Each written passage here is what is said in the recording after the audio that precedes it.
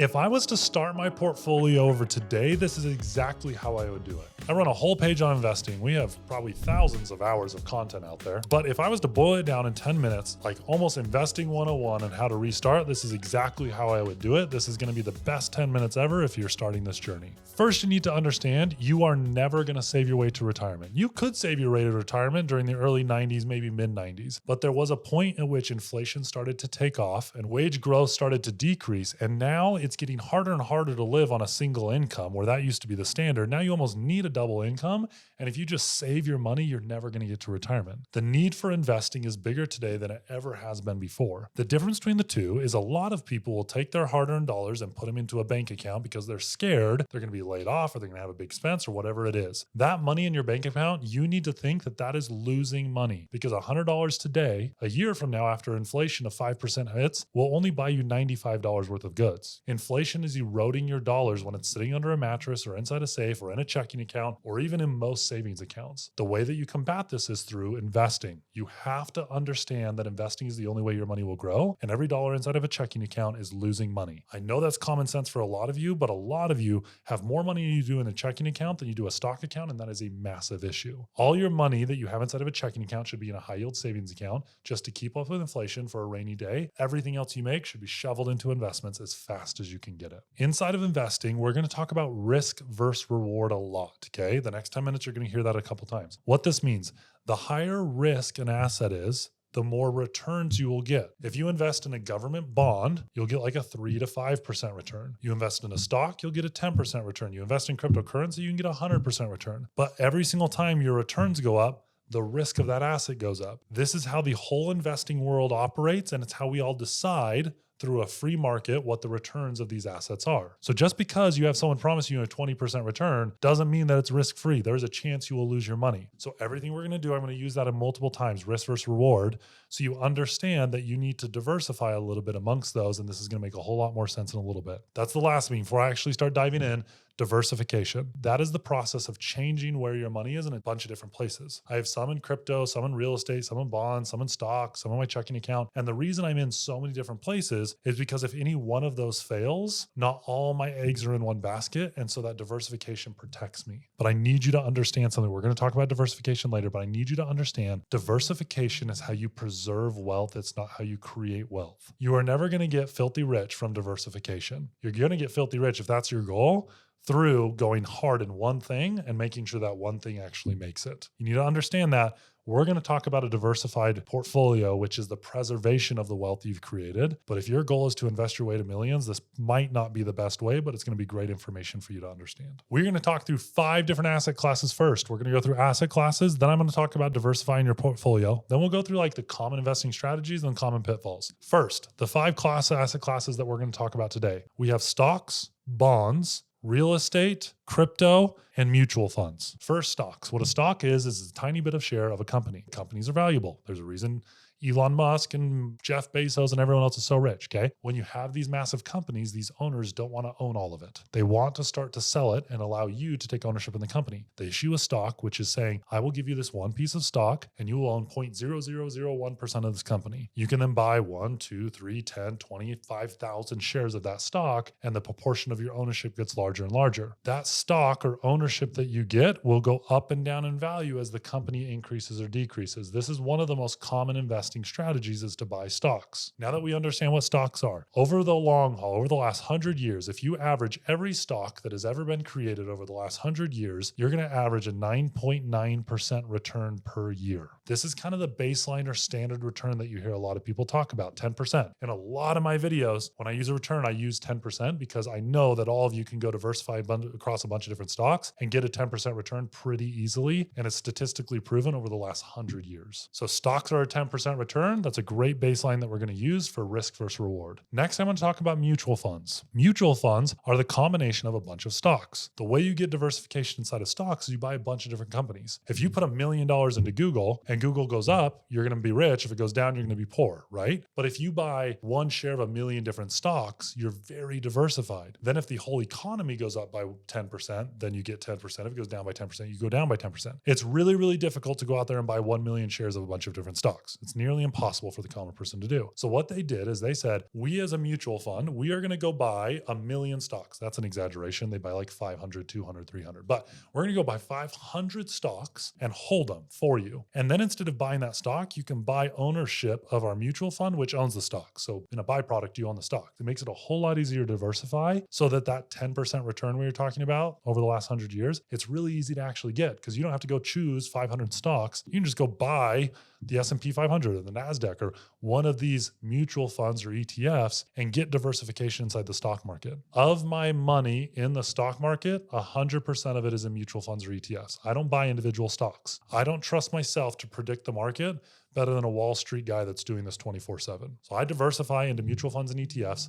It's the surest way to preserve my wealth if I'm going to go inside the stock market. Next up are bonds. Bonds are like debt for a company or a government. The US government's great at this. When they go into debt, they have to come up with that money. The way they do that is they say the US government is going to write an IOU for $100. I'm going to take $100. I'm going to give you an IOU. In return for you giving me $100, every year I'm going to give you a 3 to 5% return. We're just using normal averages until this note is due. There's usually like a 3, 5, 10, 20, 30 year notes. That bond is basically you loaning money to a government or a corporation and then paying you an interest rate. Think like your mortgage. They lend you money so you can buy a house, so you pay them an interest rate. You're just flipping the roles. You're now kind of like the mortgage issuer. You are giving your money to someone else so that they can use it and they're paying you a return like an interest rate. Bonds are more safe than stocks. Risk versus reward. When you have a lower return, generally means the risk is lower. The US government defaulting is probably a lower risk than GameStop defaulting. I personally do not own a single bond.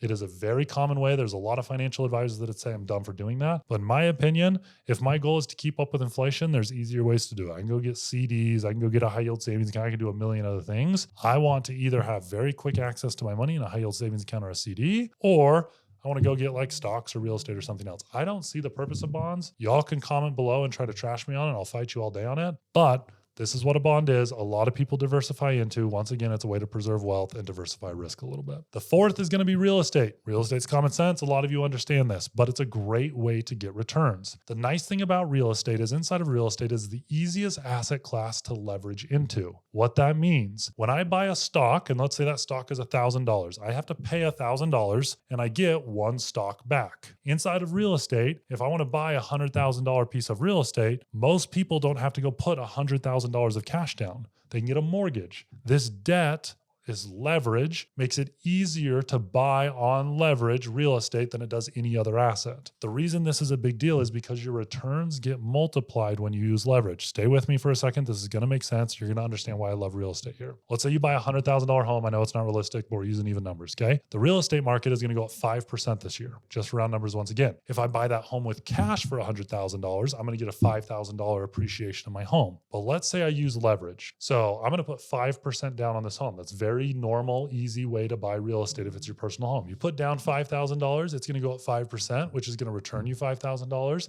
That is 100% return on your money. You put down $5,000 of cash, you received $5,000 of appreciation. Yes, you have the payments and everything else, and you can calculate that into it, but this is a very small example. When you start blowing this up on bigger homes or apartment complexes or duplexes or whatever it is, it can become a very lucrative thing. Hopefully that makes sense. But that process is called leveraging real estate, and it's what makes it one of the best investments there is. There's still risk. You have debt.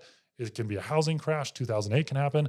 Risk versus reward. Adding debt to the asset is a little more risky. There's a reason Dave Ramsey hates it, because he hates risk. Later on, when we get to the section of common investing strategies and common mistakes, I'm going to tell you how to overcome some of this risk so it's not really risk into your pocket by using certain strategies. The last one I'm just going to touch on is cryptocurrency. If you want to learn more about cryptocurrency, I have whole sections on it. I'll post it on here. Go to my page. We recorded one the other day. I'll post it here in a couple of weeks, I'm sure.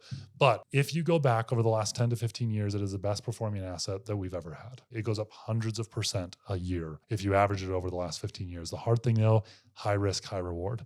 There are times when it goes down by 50% in a year, and there's times it goes up 500% a year. But if you do your research, watch my other videos, and decide that it's a good asset, and you determine that it's not as risky as people say, it can be a phenomenal way to get good returns and multiply your money really, really quickly. Next is diversification. Okay, we're going to barely touch on this because I already did, but diversification is the process of covering a bunch of different assets. We already touched on this, right? So over all of these assets, there's multiple ways you can diversify. The easiest one is just to spread it across a bunch. But the other thing you need to think about is the time in which you're investing. If I'm going to invest today and try to pull out money tomorrow, it's going to be really hard to guarantee return because there's lots of up days, there's lots of down days. But if I'm going to pull it out 40 years from now, the law of averages is going to happen, and eventually I can almost guarantee I'm going to get a 10% return. So the longer time horizon you have, the easier it is to predict your returns. Think about flipping a coin. If I'm going to flip a coin one time, I've got about a 50-50 chance. Like I could be 100% heads or 100% tails. That's risky, right? But if I'm going to flip a coin a million times, I can almost guarantee by the end of that, we're going to be basically 500,000 and 500,000.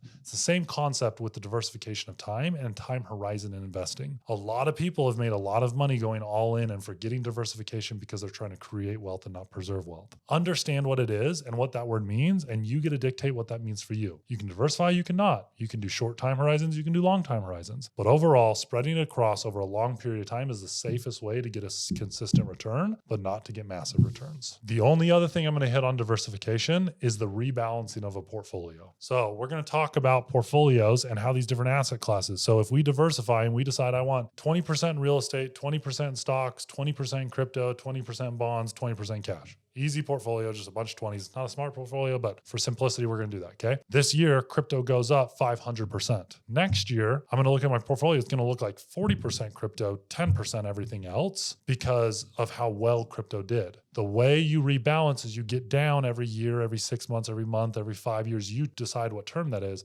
But you get back to your desired portfolio of 2020, 2020, because that's going to sustain you the longest over a long time.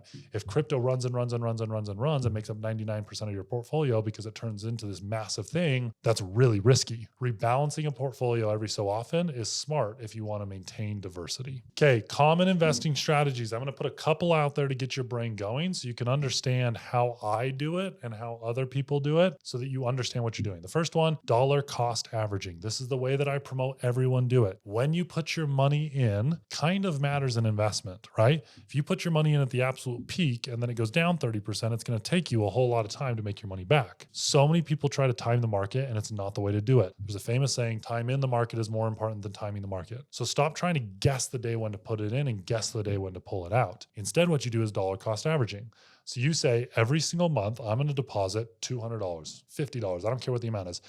Every month I'm going to do it, whether it's up, down, good, bad, ugly, whatever it is. What that's going to do is it's going to average out the times you put your money in so that you don't put it all in at the top or all in at the bottom. And it allows you to get that law of averages. The opposite of this is trying to day trade. I do not do this. I do not suggest you do this. It takes years to become a good day trader, but a lot of people try. Swing trading is the same concept, but instead of doing it on a daily time horizon or a second time horizon or a minute time horizon, you're doing it over days or weeks or months. You can say, oh, Tesla's down right now. I'm going to sell this 6 months later because I think it's going to rebound when such and such happen. This is swing trading. The last one is long-term investing with dollar cost averaging. That's kind of the scale of different ways to invest. The last thing I'm going to hit on investing strategies is passive versus active. So many people mess this up when they're early in their investing strategies. They go buy real estate. They manage that real estate. They put hours and hours in. That is not passive investing. Passive investing means I don't put any time into it. So my time per dollar earned goes up exponentially when it's passive. Active means I'm actively day trading, I'm actively managing property, I'm actively doing something with the investment. There's time going in that's rewarding me a bigger return. Most investing, in my opinion, should be passive investing. Spend your active time running side hustles or businesses or your job or sales or something else. It's going to be a higher return on your money most often. There is ways to passively invest in real estate. There's ways to passively invest in every asset class. You just have to figure it out. I'm trying to keep this short and condensed. The last thing we're going to hit on is the biggest common mistakes that I see that ruin people investing. We already hit on one, timing the market, never do it. Time in the market, not timing the market. Next,